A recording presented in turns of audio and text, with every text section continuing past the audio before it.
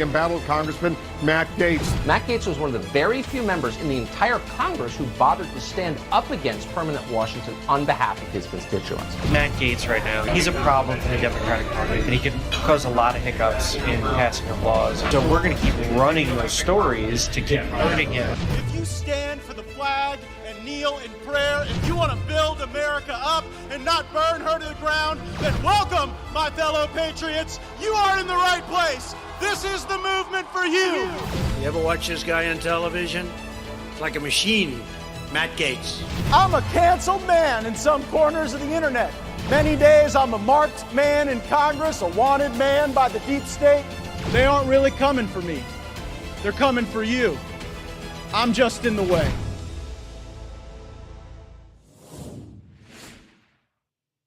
Welcome to Firebrand Live. We are in 1721 in the Longworth House Office Building on Capitol Hill in Washington, D.C., and I will leave this report and go right to the floor of the House of Representatives, voting against the procedural mechanism that allows Democrats to bring their gun control bills to the floor, and then I will be debating against those gun control bills, measures that have the federal government literally regulating your gun locker, that raise the age to purchase certain firearms, that sort of create this ghost gun regulatory structure that makes no sense. And later on in Firebrand, I have an explosive interview with Chris Smith of Gulf Coast Guns.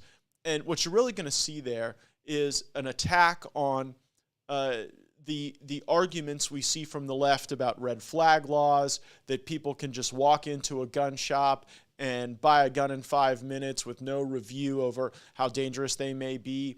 And I think we're also going to have a real discussion about the ways that big tech and big media influence how we think about guns, what we see, the commercial activity, the viewpoint discrimination. We're going to get into all of it with Chris Smith of Gulf Coast Guns in just a moment. But first, it's very important you understand that the national security apparatus puts out a series of terrorism bulletins. And traditionally, those gave us information about the entities abroad that might want to radicalize people in our country, might want to do harm to our country. But as you'll see in this report from CNN's Whitney Wild, who's their national security correspondent, it's starting to take a turn. And I want you to wonder, as you're watching this, how long until Joe Biden and the people in his government think that you are a domestic extremist? Take a listen. One part of the bulletin reads, threat actors have recently mobilized to violence due to factors such as personal grievances, reactions to current events, and adherence to violent extremist ideologies, including racially or ethnically motivated or anti-government, anti-authority violent extremism. This is the sixth time since January 6, 2021, that DHS has issued this terrorism bulletin that makes very clear that the terrorism threat comes from within the United States. John, a year and a half ago, before that event ever happened, these advisories focused on terrorism that originated from foreign groups or people beyond the U.S. Who were seeking to use foreign influence to inspire radicalism here in the United States. And again, it's just this stark warning that right now we are in this heightened threat environment that really hasn't changed that much since January 6, 2021. This is now the whole game for them. January 6th, 2021 can never end. And everything they do to keep people locked up who shouldn't be locked up, to use these exquisite anti-terrorism authorities against our people, it's all to maintain this construct of fear. That's the whole game. You know, people ask me all the time why there's still folks locked up in the D.C. jail over the January 6th attack who might be facing minor charges. And the answer is they have to make you believe that some coup could just emerge and erupt at any moment, and that's what justifies their tracking of the MAGA political movement, their targeting of people like Peter Navarro, who, I mean, are you sleeping any better because an economist was hauled off in shackles?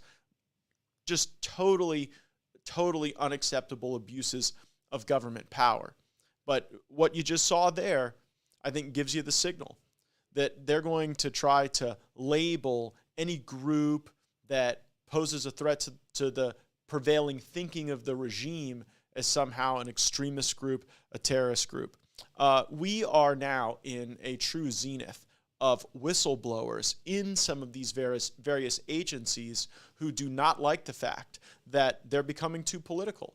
There are a lot of good people who sign up to serve in our federal government who don't want the law enforcement, national security, intelligence community to just be a apparatus, an enforcement wing of the political left. They want those entities not to be deconstructed or demolished, but to be used for their true purpose. And it is typical that we will get occasional whistleblowers in the Congress who will bring information forward to us. But we right now are seeing so many of them. I covered on Firebrand earlier the whistleblower who gave us the information that allowed us to subsequently confirm that the FBI is operating a secret workspace inside the law firm of the Democratic Party. And we're still figuring out what political dirt moved through those channels and ended up being an attack on the presidency, on Donald Trump, and on the tens of millions of Americans who voted for him multiple times. But now we have whistleblowers who are alleging even more serious uses of politics as a potential purge. Take a listen to Jim Jordan breaking the news on Laura Ingram's program on Fox News last evening. Now, this specific FBI employee I mentioned, what can you tell us more about him or her? Decorated Iraqi war veteran being run out of the FBI. His allegiance to the country is being questioned because he had the gall to say something that offended the FBI leadership about the January 6th investigation. The other one is also having the same thing happen to them simply because on an anonymous questionnaire they said something that the leadership disagreed with them about January 6th. And I would point out, Laura, that we now have had 6 agents come forward as whistleblowers. 2 on the school board's narrative, on the school board's issue, and 4 now regarding January 6th. That is a concern to us, but we've had literally a half a dozen FBI agents come to our committee. Effective congressional oversight requires that when people see corrupt, politically motivated activity that's not proper in our agencies, that they report that activity. And Jim Jordan and I, we take incredibly seriously the trust that's been placed in us by those who have already come forward. And if there are others, we will be here to receive your story, to evaluate it, and to certainly see that we ask the tough questions that are necessary so that we do not fall into a tyranny in this country. There is really important protection against that tyranny, and it's our Second Amendment. You know, a lot of people misconstrue the Second Amendment, and in Northwest Florida, we fundamentally understand what it is about. One of our most successful gun shop owners is Chris Smith, who owns Gulf Coast Guns, and we spoke with him earlier about some of the challenges that customers are facing, gun owners, and even gun shop owners. The controversy that brought Chris to our office originally dealt with advertising. He had submitted a couple of television ads to be run on a local news station, and they rejected these ads. Take a look at one of them right here. Are you tired of going into FUD stores and asking some disgruntled associate for permission just to look at their firearms? Sounds like tyranny to me. Well, at Gulf Coast Gun, we believe in freedom. Freedom for you to check out the largest selection of Freedom sticks in the Florida Panhandle without asking permission. That's why all our guns are out on the wall ready for you to finger diddle.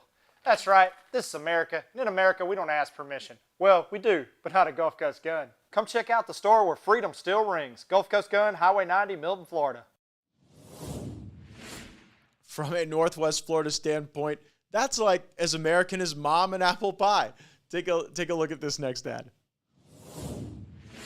Biden just called gun dealers merchants of death. Well, if you believe the dumbest president in U.S. history, that makes me the biggest MOD in the Florida Panhandle.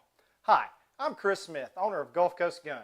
And if you believe it's up to ourselves to ensure the safety of our families and that the Second Amendment is there to protect us against tyranny, you should come check us out. With the largest selection of firearms and ammo in the Panhandle, we believe it's not only our right to own guns, but also our duty as Americans. Gulf Coast Gun, Highway 90, Milton, Florida. Don't forget to like us on Facebook. If you don't love that, I just don't even know what to say to you. But Chris did have challenges placing some of his ads on a local television. We spoke to him about that earlier. Take a listen to our interview. So I'm joined by fellow Florida man Chris Smith of the great town of Milton. And Chris, tell me about the business you operate. I own Gulf Coast Gun and Outdoors in Milton, Florida. We've been in business for about 7 years, and we've become the highest volume firearm and ammo dealer in the Florida Panhandle. Tell me about your customers, the kind of folks who come in and that you're able to serve. Oh man, we have some of the greatest customers in the world. We're here in Milton. We also service Pensacola as well, Fort Walton, Navarre, Gulf Breeze, and this is a strong community. And if you have an issue in this community, these people will get behind you. We have a lot of volunteers that do a lot of community service around here, and I can't stress how much this community in this area will get behind local business owners, local people, and just anyone in the community. I bet you got a lot of current and former military, probably a lot of current and former law enforcement too, right? Absolutely. Whiting Field is here in Milton. We have the NAS down in Pensacola. We have huge following with Santa Rosa Sheriff's Department, Escambia County Sheriff's Department.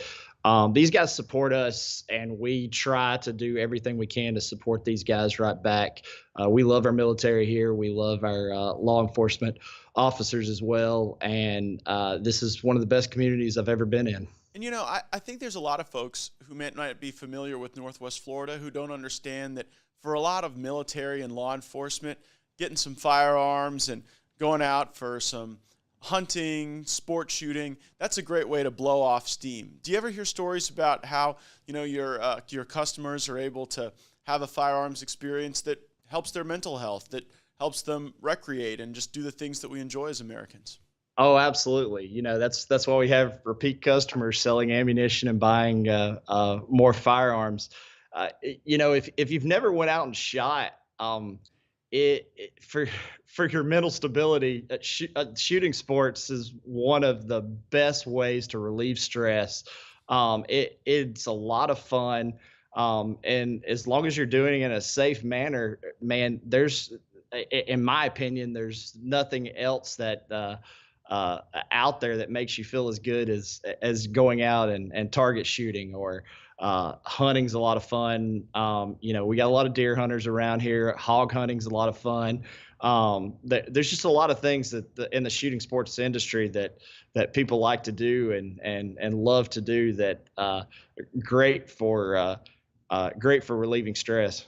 Great for that, great for mental health, but there is a serious business side to what you do as well. You are a highly regulated industry. For folks who might be familiar, walk us through what a gun purchase looks like in your store, the background check you run, the different government agencies that you have to be responsive to for reporting and the like.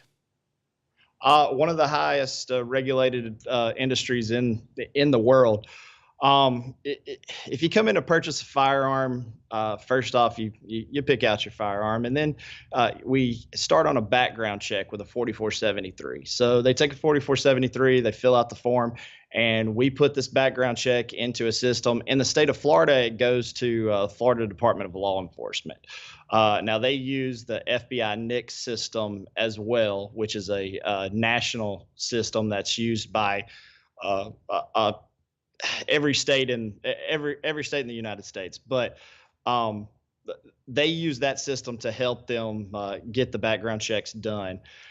Now, in the state of Florida, there are a few more regulations than there are in a lot of other states. Florida has a 3 business day hold period if you purchase a firearm and you don't have a Florida concealed weapons permit. You still have to wait for this background check to come back. Once you wait for this background check to come back, your waiting period starts then, and then you can come pick your firearm up after this 3 business day hold period. Now, if you have the concealed weapons permit, once your background check comes back, then you can leave with the firearm as soon as your background check comes back. Sometimes those background checks take a while. Yesterday we were seeing 3-4 hour waiting times on background checks. So like some of the liberal media says, you don't just, you don't just walk in to a gun store and walk right out in 5 minutes with a firearm. That's just not the case. And so you've got this business, you've been operating for years, you've been serving our local military community, our veteran community, our law enforcement community. You're complying with all of these layers of regulations to meet the needs of the state, but also the needs of your customers. And you create an advertisement to, as just about any business would do, whether you're selling firearms or paper clips, I guess you need advertising, right? And tell us about the challenges you've had in placing that advertising in our community. Well, it's tough already. We have a big Facebook following already. I've gained that Facebook following through lots and lots of promos, through lots of giveaways, through lots of things we've done for the community.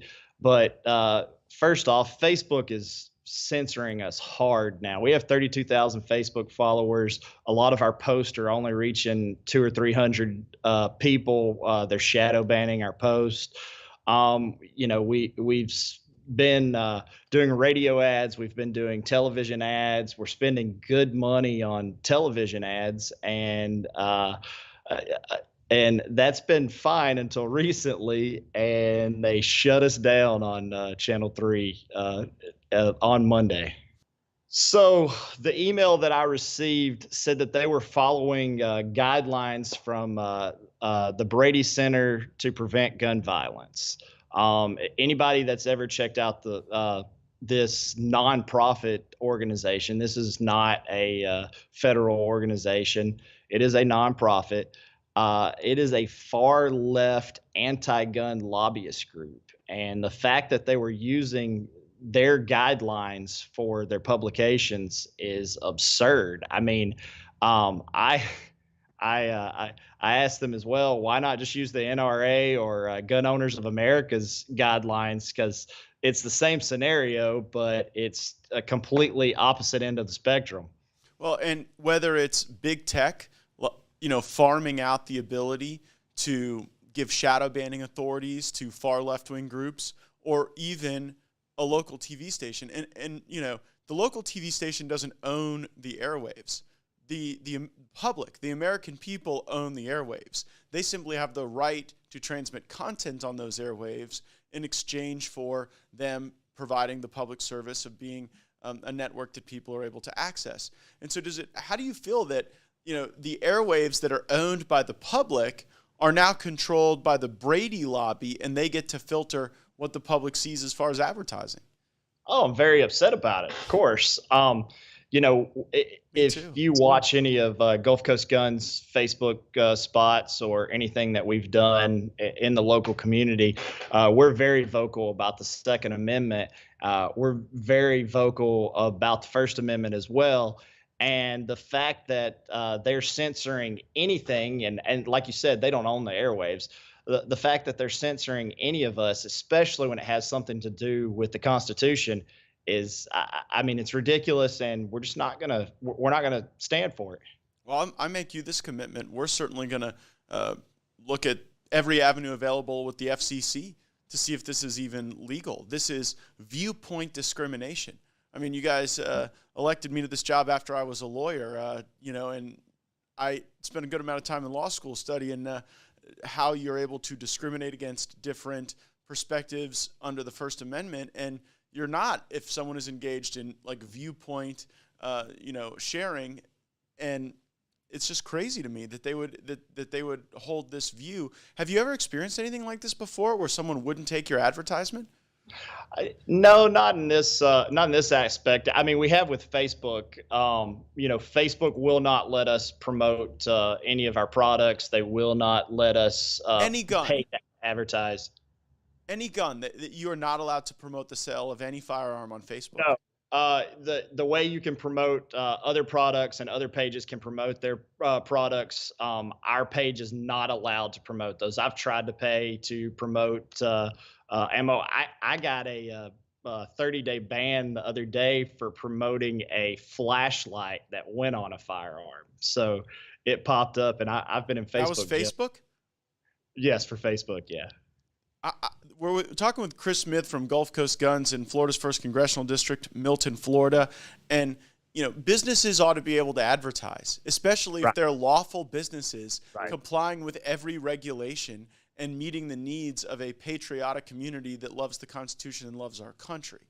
And, do you think that some of the messaging that we get out of Washington and the White House emboldens entities closer to home to be, and even out in Silicon Valley, to restrict what is otherwise entirely protected speech? Absolutely. They're doing it. They're doing it a little at a time. They're taking an inch here and an inch there, and it's emboldening them every step of the way. They're getting braver and braver, and they're not even trying to hide it anymore. They're just straight up coming after us, and they're trying to hit us in our wallets. And that's why I took this action with Channel 3. I don't know if you saw our Facebook post, but yeah, we're going to share it. We're asking people not to watch Channel 3 if they want to pull us from there. They're trying to hit us in our wallet, so let's hit them right back where it hurts. Chris, here in Washington, there's a lot of talk of red flag laws. And since I've got you here and since I know this could affect some of your customers, I want to ask you about it. The argument we get from the left is, well, when we identify someone who's problematic, we need to be able to go into a courtroom without that person present and get a judgment that allows us to go take that person's firearms away. Just as someone who's familiar with firearms, familiar with the people that are buying firearms in your store, would you want me to vote for more red flag laws in our country as your congressman? Absolutely not. Anybody can be red flagged. I had a customer not too long ago that's become a good friend of mine who got into a family argument. Nothing happened, no violence or anything, but one of her family members said that she was crazy and had firearms in the house. They came and confiscated her firearms in her house, and now she's having to petition to get them back. I think this is going to be a part of every contentious divorce now. I think that when people are getting divorced, this is just going to be a thing that's used to create leverage for custody or alimony or whatever, and our rights shouldn't be subjected to that. In addition to the Facebook post that you made that we're going to share with our audience here, what's your strategy now for dealing with this coordinated effort from big tech and big media to silence the existence of your law-abiding business? So, we're looking at every avenue. There's other social media platforms out there that we are trying to get a following on as well. It's tough. It took us years to build up our Facebook following. It's going to take us years to build up followings on these other social media platforms. But, we're getting out there in local news. We have our name out there in the community.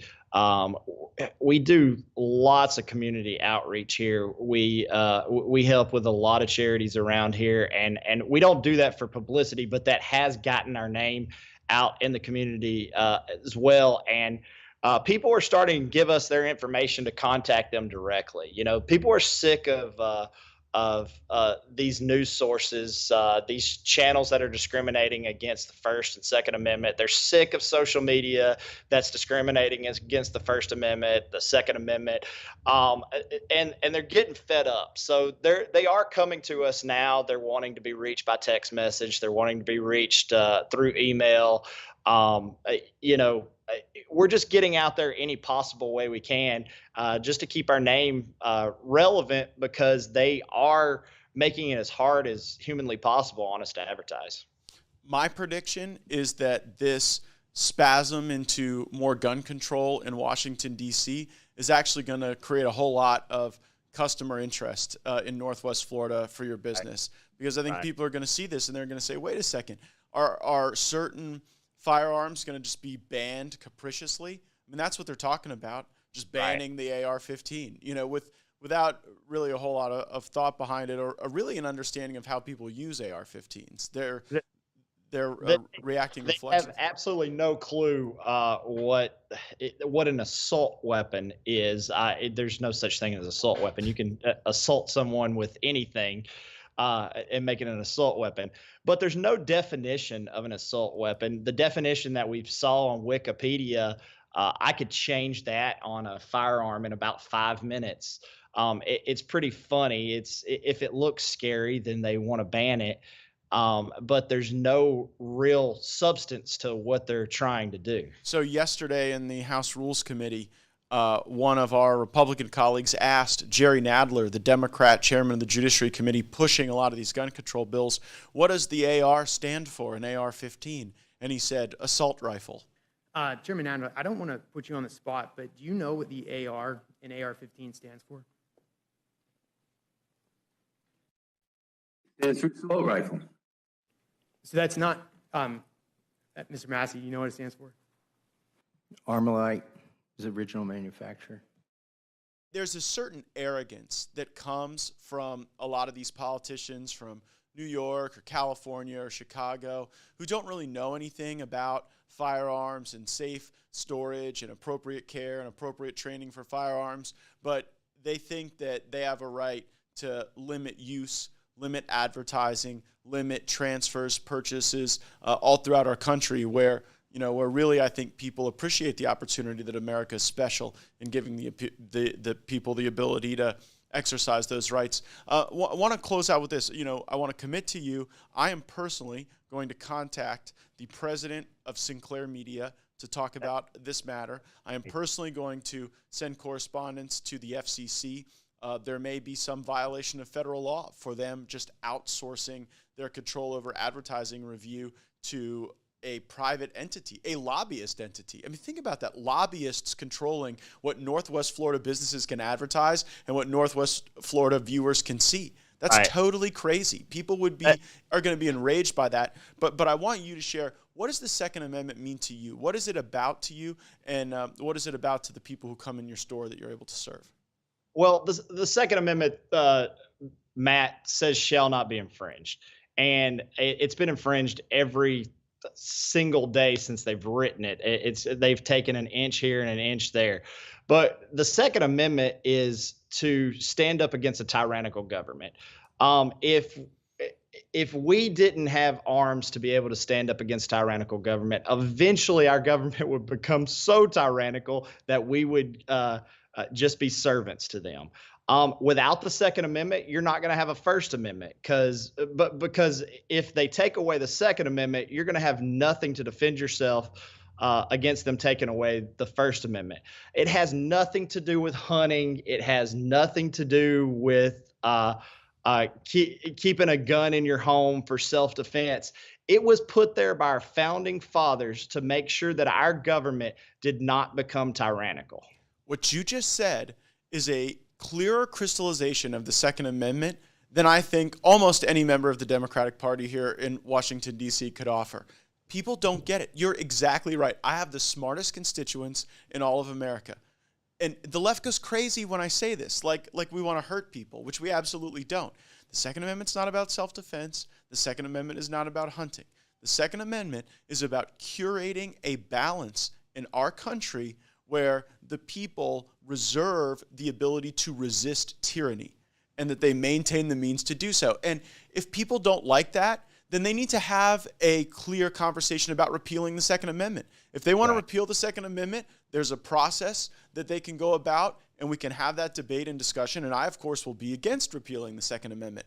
But when they want to recast the Second Amendment as this moving target or this thing that is an ink blot test that everyone can stare at and see their own thing, it just totally misunderstands the point. But the Second Amendment does require access to firearms. It does require people knowing where they can go and vindicate their rights by utilizing those rights. And I'm glad that in Northwest Florida, we have places like Gulf Coast Gun. We got people like Chris Smith who are meeting that need and are following the law and who are, I would say, helping on the mental health front. People are always talking about mental health up here, and I'm glad you referenced the fact that getting outdoors, doing some shooting, enjoying a gun safely, properly, that can actually help people live better lives and relax and deal with PTSD. And so I'm very grateful to you for what you do, and I appreciate the homework you've given me today to go to work fighting for you, Chris. Thanks, Matt. I appreciate you having me. All right, thanks.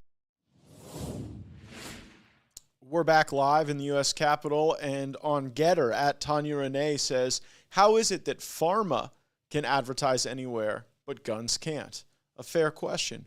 And also at CD Dilbert on Getter, U.S. would have looked like Canada during COVID without the Second Amendment. That's a hot take. On Facebook, Dina says MTG and Matt are the true warriors. Kirk says he's seeing too many Republicans sit on their hands. Steve says the criminals will always have guns. Karen from Chicago says we don't need gun control, we need gang control.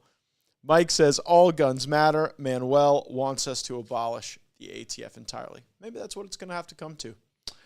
I have good news. As I committed in my discussion with Chris, I spoke with the senior leadership at Sinclair, which is the parent company that owns WEAR Channel 3, that did not run these particular ads that I showed you earlier in the program based on their adherence to the Brady standards. And here is the feedback that I got back from Sinclair. First of all, they want to reiterate, they are pro-Constitution and they are pro-Second Amendment. They said that there are many networks, there are many news organizations, there are many cable channels that will not accept any advertising at all under any circumstance for firearms or ammunition or gun stores, even things like body armor. And they do not hold that paradigm. And frankly, that paradigm is pretty anti-American from my standpoint. They also agreed that the Brady organization should not participate in any way in the review of the content that they allow through their advertising platforms. I believe that that policy is going to change now at Sinclair Media, and I believe that Chris Smith at Gulf Coast Guns being involved, being active, putting his story out there is one reason why this positive change is very likely to take place. And I think that when we criticize bad decisions or bad employment of the rules, we also ought to congratulate and be, appropriately laudatory when people see the error of prior ways. And it is true that the Brady organization has become increasingly more of a lobbying organization, more of a political organization, more of a leftist organization now than probably they were decades ago. And so it's good to see Sinclair make that realization. And it's my hope that with Sinclair realizing that the Brady organization shouldn't be involved in the decision-making, taking another look at kind of the theme and tone and context of these ads, that we'll see them on TV or a version very similar to them in Northwest Florida. But I am grateful to Sinclair for seeing that this was sort of a flaw in their regulation on content, and that flaw is going to change. Keep in mind, Sinclair, they get called alt-right about every other day because they typically don't filter as much as some of the other organizations that own local news. I mean, in my experience with Sinclair, a lot of times they give you the microphone, and what you say is what you say, and that's the news that they want to report. And that's a healthy thing for our democracy, to not have entities like MSNBC and CNN or ABC or CBS News that want to act like they're neutral and unbiased. But in fact, it's quite the opposite. They are but the communications wing of the political left in many cases. The same cannot be said of Sinclair. And so I'm hopeful that we're able to get this resolved, and it sounds like there's a policy change coming.